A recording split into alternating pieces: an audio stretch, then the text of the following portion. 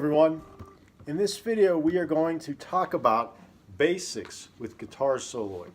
In that example that I just played for you right there, all I was really doing was playing some basic what's called arpeggio forms over 3 chords. Those 3 chords are the G major chord, the C major chord, and then a D7. You could also use a D major chord.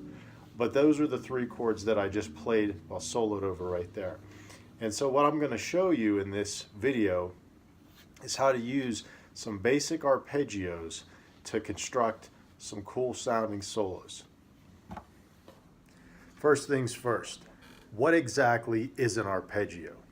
Well, arpeggios have been around for centuries, and they've been utilized since the early days of classical music. So 1500s, 1600s. And essentially what an arpeggio is a broken chord. So when I say broken, I mean the individual notes of a chord. So if we take a G major chord, we have G, B, D. Okay. That is your basic arpeggio. It's pretty much the first, third, and the fifth of the G major scale.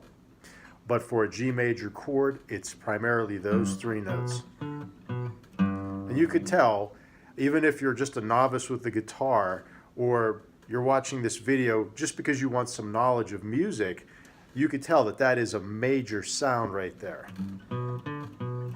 Okay, so in the video, I was doing phrases like this.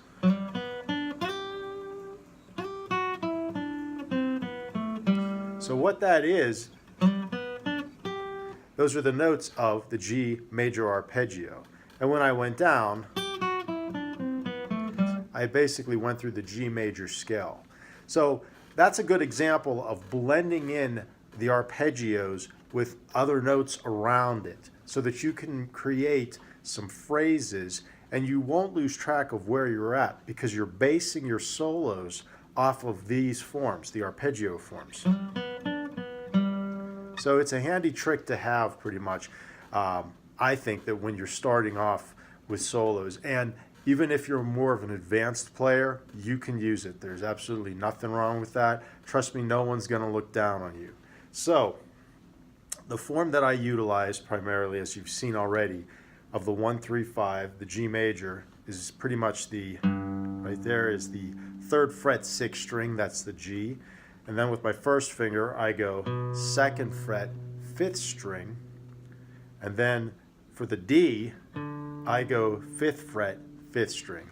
And just a quick review, when I say 6th string, 5th string, it's basically from the bottom. This is 1st string, 2nd string, 3rd string, 4th string, 5th string, and lastly the 6th string. Okay, so I did the G major 1 octave up from here. So I said, and I did that little slide into it just to kind of give it a little bit of, I don't know, flashiness. I'm not sure what it was. But since I knew what I was going into, I just added a little touch of something to it, just to give it some life. Doesn't sound too bad. I mean, it's got kind of a predictable feel to it. But if you're new to this, like I said, this is an excellent way to start off getting into soloing. Because a lot of times, I've talked to guitarists and all that really don't solo, and they say to me, I wouldn't even know where to begin. Well, hopefully this will give you grounds to begin on. So, back to the solo. I start off, as you know, with this. And then from here I go right there. Now that is C, E, G. And that basically is the 3rd fret on the 5th string, which is the C. Then I have my first finger on the 2nd fret, 4th string, which is the E. And then I have my pinky finger on the 5th fret, 4th string, which is G. So I have C, E, G. So you remember the G major arpeggio, G, B, D. And now you have the C major arpeggio, C, E, G. And so I put those 2 together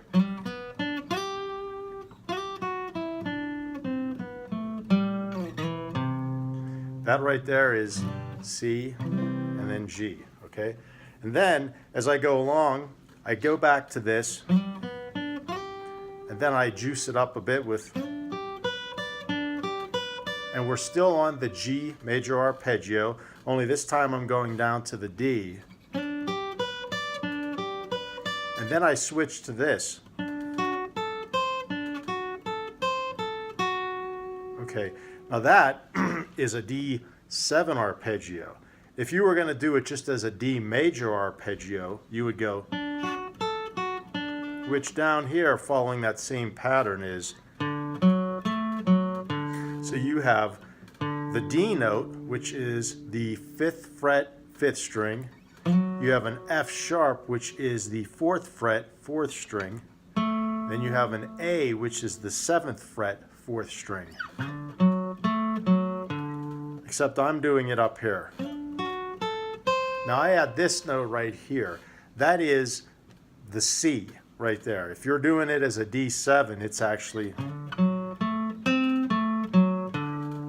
so I go, if you wanted to skip that, you could do something like that.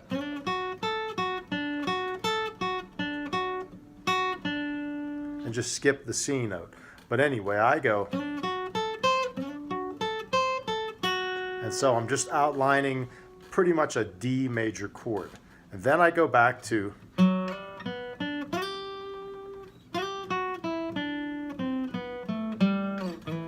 as you know, that is the G major arpeggio, followed by basically the G major scale. And then I go C major arpeggio. And what I do after that, I go, so it goes,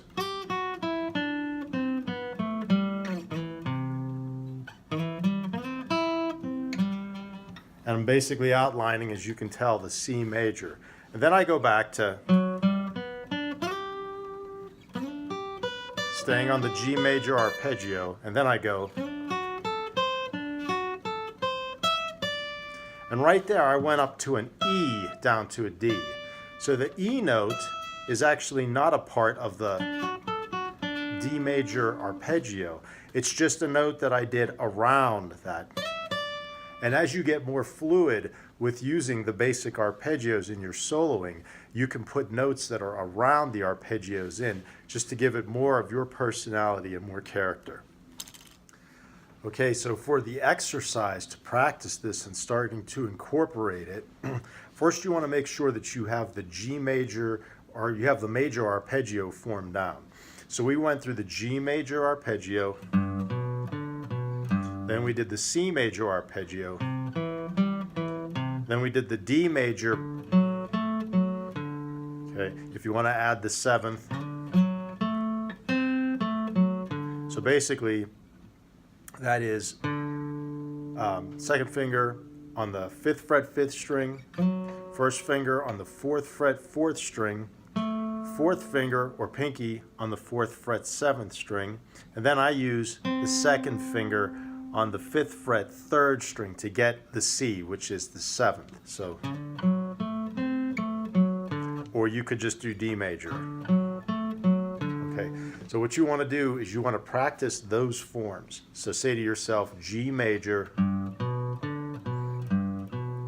and just get that into your ears and get your fingers used to that form. And then you want to go right up to the C major. Okay, and then you want to go to the D major.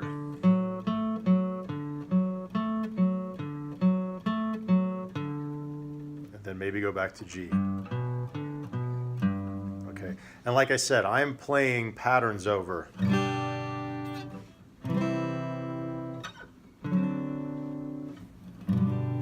So if you have a recording device, record those chords, maybe just do a simple pattern in 4/4 time.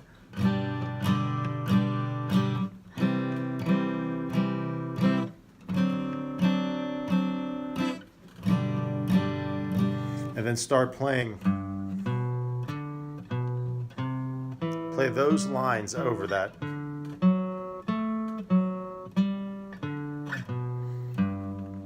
And in time, those arpeggio forms will become secondhand to you, and then you can start adding other things around them.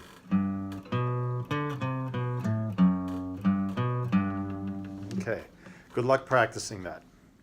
You can also practice this exercise with a friend that's a guitar player by having them strum the chords while you go through the arpeggios on your guitar.